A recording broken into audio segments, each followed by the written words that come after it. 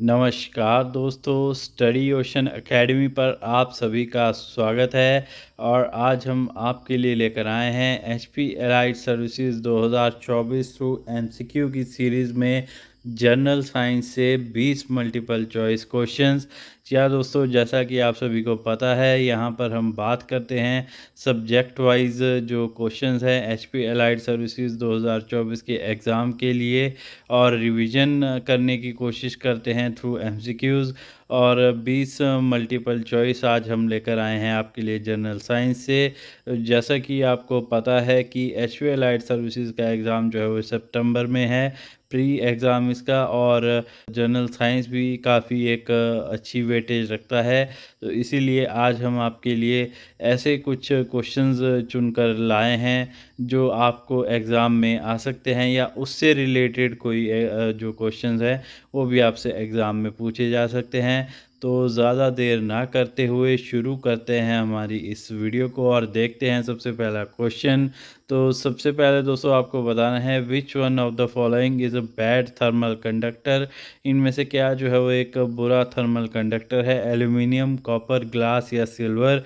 सही आंसर है दोस्तों इसका ऑप्शन सी, ग्लास। जी हाँ दोस्तों, ग्लास जो है वो बैड कंडक्टर है हीट का। और इसमें बैड कंडक्टर क्यों है? क्योंकि ये अलाउ नहीं करता है फ्लो ऑफ इलेक्ट्रॉन को इजीली एटम टू एटम जाने में, इसीलिए जो है ये बैड थर्मल कंडक्टर है। और option B, sorry option C इसका सही आंसर है। बैड थर्मल कंडक्टर यहाँ पर ग्लास है। रस्टिंग क्या है आपको बताना है दोस्तों। क्वेश्चन नंबर 2 आपका, इलेक्ट्रोलिसिस, ऑक्सीडेशन, रिडॉक्स, रिडक्शन या फिर रिडक्शन। तो रस्टिंग जो है वो क्या है यहाँ पर? सही आंसर भी आपका ये है option C, redox reduction, redox reduction. जी हाँ दोस्तों, ये होता क्या है, जब साइमल्टेनियसली ऑक्सीडेशन और रिडक्शन रिएक्शन होते हैं, तो इसको जो है वो आयरन के सरफेस पे ये होते हैं, कहा जाता है रिडॉक्स रिएक्शन। और यहाँ पर जो है वो इसका सही आंसर है रस्टिंग किस कारण होती है? रिडॉक्स रिएक्शन के कारण ये होती है। क्वेश्चन नंबर 3 पर बढ़ते हैं दोस्तों। आपको बताना है body of all complex animals consist of only dash basic type of tissues. कितने टाइप ऑफ टिश्यूज़ होते हैं कॉम्प्लेक्स एनिमल की बॉडी में? सभी जो कॉम्प्लेक्स एनिमल हैं उनकी बॉडी में कितने टाइप के बेसिक टिश्यूज़ होते हैं, ये आपको बताना है। 440, 4000 या फिर 4। तो सही आंसर है दोस्तों इसका ऑप्शन डी, यानी कि 4 तरह के जो है वो कॉम्प्लेक्स एनिमल्स में टिश्यू होते हैं। ये कौन कौन से होते हैं दोस्तों? एक मैं आपको थोड़ा सा बता दूं, कनेक्टिव होता है, मस्कुलर टिश्यू होता है, नर्वस टिश्यू होता है, और एपिथेलियल जो टिश्यू है ये होता है। तो ये जो है वो 4 तरह के टिश्यूज़ होते हैं जो सभी कॉम्प्लेक्स एनिमल्स की बॉडी में आपको देखने को मिलेंगे। क्वेश्चन नंबर 4 पर अब बढ़ते हैं दोस्तों। आपको बताना है what is the name of group of similar cell performing specific function. Similar cells का ग्रुप होता है और एक विशेष फंक्शन इनके द्वारा जो है वो परफॉर्म किया जाता है। इसको क्या कहा जाएगा? टिश्यू, ऑर्गन, ऑर्गन सिस्टम या फिर सेल्यूलर ऑर्गेनाइजेशन। सही आंसर है दोस्तों इसका ऑप्शन ए, यानी कि टिश्यू। जी हाँ दोस्तों, टिश्यूज़ जो है वो ये होते हैं ग्रुप ऑफ सिमिलर सेल जो कि परफॉर्म करते हैं किसी विशेष फंक्शन को। ये आपको याद रखना है। क्वेश्चन नंबर 5 पर आ जाते हैं दोस्तों। It is difficult to fix a nail on a freely suspended wooden frame, which law support this statement. तो एक स्टेटमेंट दी हुई है आपको कि डिफ़िकल्ट है ये फिक्स करना nail freely suspended wooden frame पे। तो ये किस लॉ को जो है वो सपोर्ट करता है? लॉ ऑफ इनर्शिया, न्यूटन का सेकंड लॉ, न्यूटन का थर्ड लॉ, या फिर पास्कल का लॉ। तो क्वेश्चन नंबर 5 का जो सही आंसर है दोस्तों वो है आपका ऑप्शन सी, न्यूटन का थर्ड लॉ। न्यूटन का थर्ड लॉ दोस्तों क्या कहता है? For every action there is an equal and opposite reaction. ये चीज़ आपको ध्यान में रखनी है। तो डिफ़िकल्ट है fix a nail on freely suspended wooden frame, और ये जो है वो सब स्टेटमेंट सपोर्ट करती है न्यूटन के थर्ड लॉ को। For every action there is an equal and opposite reaction. Question number 6 पर अब बढ़ते हैं दोस्तों। आपको बताना है which of the following is not a property of electromagnetic waves. इनमें से क्या जो है वो इलेक्ट्रोमैग्नेटिक वेव्स की प्रॉपर्टी नहीं है। Electromagnetic wave do not show interference and diffraction. Oscillating electric field and magnetic field are perpendicular to each other. Electromagnetic waves are transverse waves. या फिर electromagnetic waves do not require a medium to propagate. तो सही answer दोस्तों इसका क्या है, कौन सी जो है वो प्रॉपर्टी नहीं है इलेक्ट्रोमैग्नेटिक वेव की, ये है आपका ऑप्शन ए सही आंसर है। जी हाँ दोस्तों, electromagnetic waves do not show interference and diffraction, ये बात यहाँ पर गलत कही गई है। तो ये जो है वो प्रॉपर्टी नहीं है इलेक्ट्रोमैग्नेटिक वेव्स की। बाकी जो सारी हैं ये प्रॉपर्टीज़ हैं इलेक्ट्रोमैग्नेटिक वेव्स की, ये भी आपको याद रखना है। क्वेश्चन नंबर 7 पर अब बात करते हैं दोस्तों। आपको बताना है which of the following micro organism causes disease like chicken pox and polio. जो चिकन पॉक्स होता है, पोलियो होता है, ये किस माइक्रो ऑर्गेनिज्म की वजह से होता है। बैक्टीरिया, प्रोटोजोआ, एलगी या फिर वायरस, इनमें से किसकी वजह से जो है ये होता है चिकन पॉक्स और पोलियो। सही आंसर है दोस्तों इसका ऑप्शन डी यानी कि वायरस। जी हाँ दोस्तों, वायरस की वजह से जो है वो ये होते हैं। जैसे कि आपको पता है चिकन पॉक्स, पोलियो और कोरोना जो हुआ था वो भी वायरस का ही कारण था। और माइक्रोस्कोपिक ऑर्गेनिज्म है और इसकी वजह से जो है वो फ्लू और कॉमन कोल्ड भी होता है। ये चीज़ भी आपको ध्यान में रखनी है। इस तरह से भी आपको क्वेश्चंस पूछा जा सकता है। बाकी जो बैक्टीरिया है, प्रोटोजोआ है, एल्गी है, इसका भी आपको थोड़ा थोड़ा आइडिया दोस्तों होना चाहिए कि कौन कौन सी जो बीमारियां हैं वो इन चीज़ों की वजह से होती है। ये भी आपने एक बार एग्ज़ाम में जाने से पहले देख लेनी है। क्वेश्चन नंबर 8 पर बढ़ते हैं दोस्तों। क्वेश्चन नंबर 8 आपको बताना है कि longest cell of human body इनमें से कौन है। Pancreatic cell, epithelial cell, nerve cell या फिर एपिडर्मल सेल। सही आंसर दोस्तों क्वेश्चन नंबर 8 का क्या होगा। क्वेश्चन नंबर 8 का जो सही आंसर है दोस्तों, न्यूरॉन्स, जिसको जो है वो नर्व सेल भी कहा जाता है, ये हैं सबसे longest cell of human body. ये चीज़ आपको ध्यान में रखनी है। और बेसिक कंपोनेंट जो है वो ये होता है नर्वस सिस्टम का। न्यूरॉन्स भी इनको बोलते हैं और नर्व सेल्स भी इनको कहा जाता है। तो ऑप्शन सी यहाँ पर आपका सही आंसर है, longest cells of human body, nerve cells. Question number 9 पर अब बढ़ते हैं दोस्तों। What are the two kind of rotatory motion. आपको बताना है कि रोटेटरी मोशंस दो तरह के क्या हैं। स्पिन और वाइब्रेशनल मोशन, स्पिन और ऑर्बिटल मोशन, स्पिन और ट्रांसलेटरी मोशन या फिर स्पिन और प्रोजेक्टाइल मोशन। तो आपको आइडिया लग गया होगा रोटेशन जो करते हैं उस तरह के कौन से मोशन हैं। ऑप्शन बी इसका सही आंसर, स्पिन और ऑर्बिटल मोशन, ये जो है वो दो तरह के रोटेटरी मोशंस है। ये चीज़ आपको ध्यान में रखनी है। रोटेशन होता क्या है दोस्तों, circular movement of an object around centre of rotation, ये जो है वो रोटेशन जो है वो कहलाता है। ये भी आपको याद रखना है। और स्पिन और ऑर्बिटल मोशन ये रोटेटरी मोशन के टाइप्स हैं।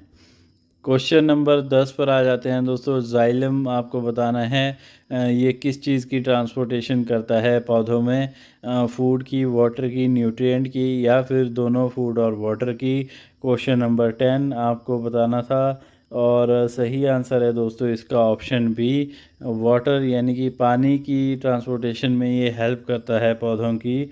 और ये जो है वो one of the two type of transport tissue है वेस्कुलर प्लांट्स में। और जो दूसरा ट्रांसपोर्ट टिश्यू होता है वेस्कुलर प्लांट्स में, उसको जो है वो बोलते हैं फ्लोएम। ये भी आपको ध्यान में रखना है। क्वेश्चन नंबर 11 पर दोस्तों आ जाते हैं। गैलीलियो का लॉ है एक फॉलिंग बॉडीज़ का, इसको जो है वो और किस नाम से जाना जाता है। Law of motion, Newton's first law, Newton's second law या फिर न्यूटन्स थर्ड लॉ। तो ये जो गैलीलियो का लॉ है ऑफ फॉलिंग बॉडीज़, इसको जो है वो न्यूटन के फर्स्ट लॉ के नाम से भी जाना जाता है। और जी हाँ दोस्तों, यही वो लॉ है जिसको लॉ ऑफ इनर्शिया भी कहा जाता है। लॉ ऑफ इनर्शिया, ये भी न्यूटन के फर्स्ट लॉ को, और Galileo law of falling bodies, इसी को जो है वो कहा जाता है। इसमें क्या है दोस्तों कि जब तक किसी ऑब्जेक्ट पे कोई एक्सटर्नल फोर्स ना लगाई जाए तब तक वो जो है वो ऑब्जेक्ट अपनी जगह से मूव नहीं करता। कुछ इस तरह से जो है वो ये न्यूटन का फर्स्ट लॉ है। ये चीज़ भी आपको थोड़ा ध्यान रखनी है, थोड़ा आइडिया जो है वो इसके बारे में होना चाहिए। Which of the following is most important for absorption of heat radiated from sun as well as from the earth. आपको बताना है इनमें से क्या जो है वो सबसे ज़रूरी है। हीट जो सन से रेडिएट होती है और अर्थ से जो रेडिएट होती है उसके एब्जॉर्प्शन के लिए, carbon dioxide, oxygen, carbon monoxide या फिर नाइट्रोजन। सही आंसर है दोस्तों इसका आपका ऑप्शन ए, यानी कि कार्बन डाइऑक्साइड। जी हाँ दोस्तों, कार्बन डाइऑक्साइड बहुत ज़रूरी है हीट की अब्जॉर्प्शन के लिए। जो सन से हीट रेडिएट होती है और अर्थ से जो हीट रेडिएट होती है। और बात करें दोस्तों कार्बन डाइऑक्साइड की, ये कलरलेस गैस होती है। इसकी जो डेंसिटी होती है about 50% higher than dry ice जो है वो इसकी होती है। ये चीज़ भी आपको याद रखनी है कार्बन डाइऑक्साइड की प्रॉपर्टी। क्वेश्चन नंबर 13 पर आ जाते हैं दोस्तों। एक गैस है, गैप है सिनेप्सी गैप। ये आपको बताना है कि किसके बीच में ये होता है। टू न्यूरॉन्स के बीच में, ब्रेन और स्पाइनल कॉर्ड के बीच में, टू किडनीज़ के बीच में, या फिर इनमें से कोई नहीं। सही आंसर दोस्तों इसका ये जो गैप होता है सिनेप्सी गैप, ये जो पाया जाता है, ये पाया जाता है दो न्यूरॉन्स के बीच में। तो ऑप्शन ए जो है वो इसका सही आंसर है।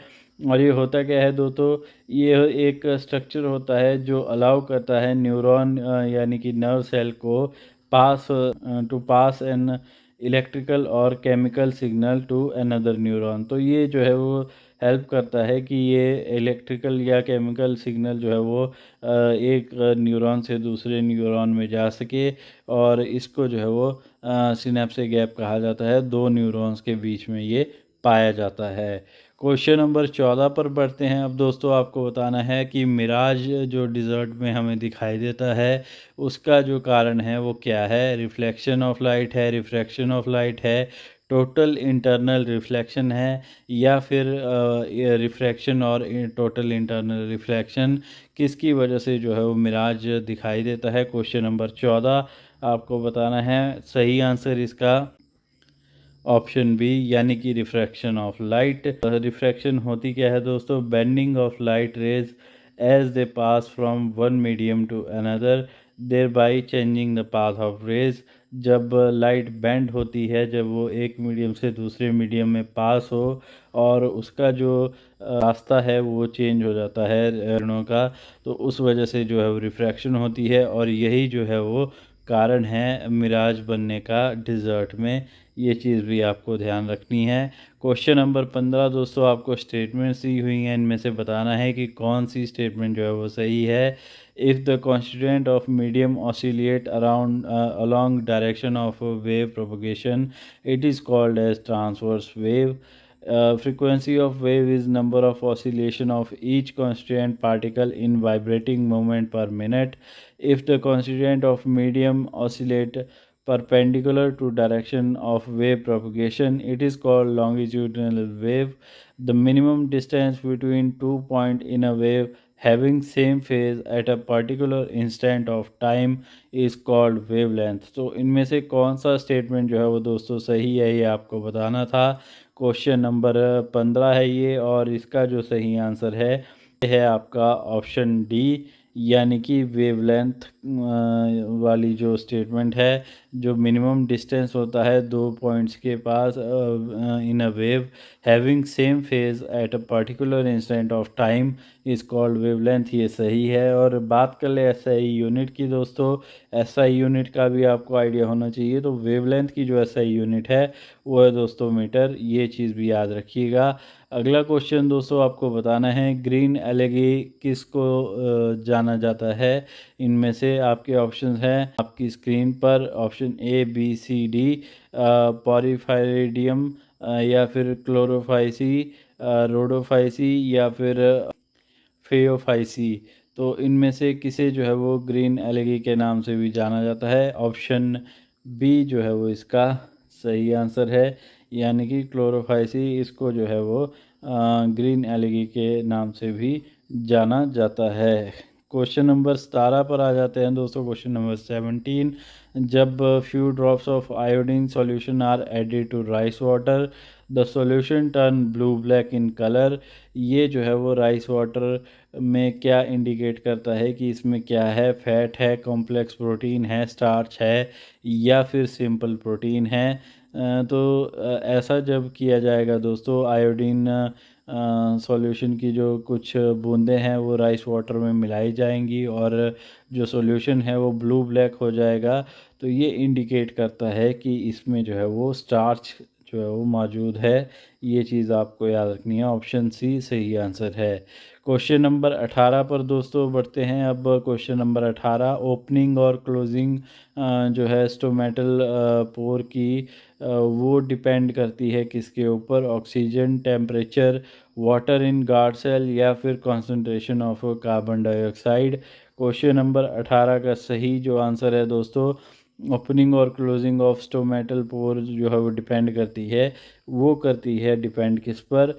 वाटर इन गार्ड सेल, इसके ऊपर जो है वो ये चीज़ डिपेंड करती है। क्वेश्चन नंबर 19 पर आ जाते हैं दोस्तों। अब क्वेश्चन नंबर 19 आपके सामने, chemical present in tobacco smoke lead to break down of elastic tissue in the alveoli, और इस स्पेसिफिक कंडीशन का आपको नाम बताना है। हार्ट डिजीज़ है ये, एम्फीसेमा है, ब्रोंकाइटिस है, या फिर लंग कैंसर है? तो ये जो कंडीशन है दोस्तों, केमिकल जो प्रेजेंट होते हैं टोबैको स्मोक में lead to break down of elastic tissue in the alveoli, ये क्या कहलाते हैं दोस्तों? ये कहलाते हैं आपके ऑप्शन बी, एम्फीसेमा। ये जो है वो इसका एम्फीसेमा, ये जो है वो इसका सही आंसर है। क्वेश्चन नंबर 20 पर अब आ जाते हैं दोस्तों, और आज की हमारी इस वीडियो का आखिरी क्वेश्चन।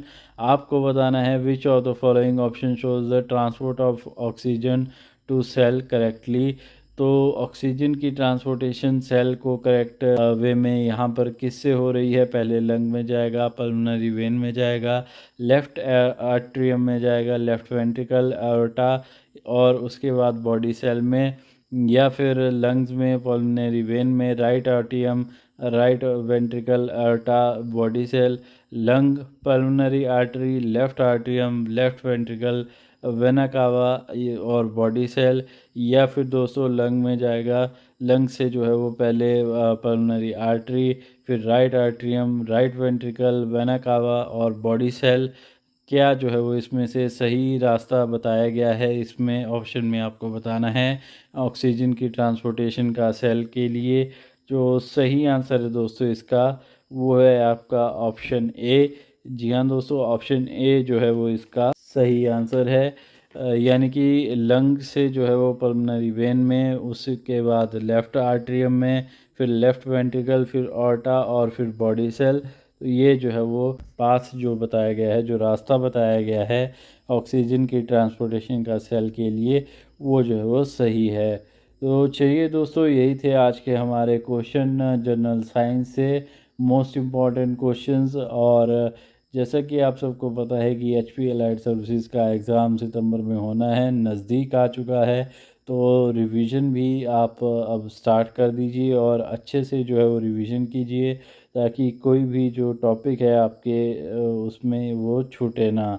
और साथ ही साथ दोस्तों, वीडियो एंड करने से पहले एक अच्छा थॉट भी पढ़ लेते हैं। Success is the sum of small efforts repeated day in and day out. जी हाँ दोस्तों, सक्सेस क्या है? सक्सेस जो है वो सम है किसका? स्मॉल एफर्ट्स का, जो कि हम दिन और पूरे दिन जो है वो रिपीट करते हैं। तो इसीलिए आप अपनी जो एक्टिविटीज़ हैं उनको जो है वो रिपीट करिए। जो आपकी डेली हैबिट्स है पढ़ने की, उसको जो है वो करते रहिए।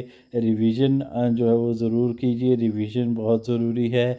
और साथ ही साथ दोस्तों, आई होप कि आप सबको जो है वो सफलता मिलेगी आपके एग्ज़ाम में, आपके करियर में। तो इसी के साथ एंड करते हैं दोस्तों वीडियो। सब्सक्राइब अगर नहीं किया हुआ है चैनल को तो प्लीज़ जो है वो सब्सक्राइब ज़रूर कीजिएगा, साथ ही साथ शेयर कीजिएगा अपने दोस्तों के साथ। इसी के साथ लेते हैं आपसे अलविदा। पढ़ते रहिए, बढ़ते रहिए और देखते रहिए स्टडी ओशन एकेडमी।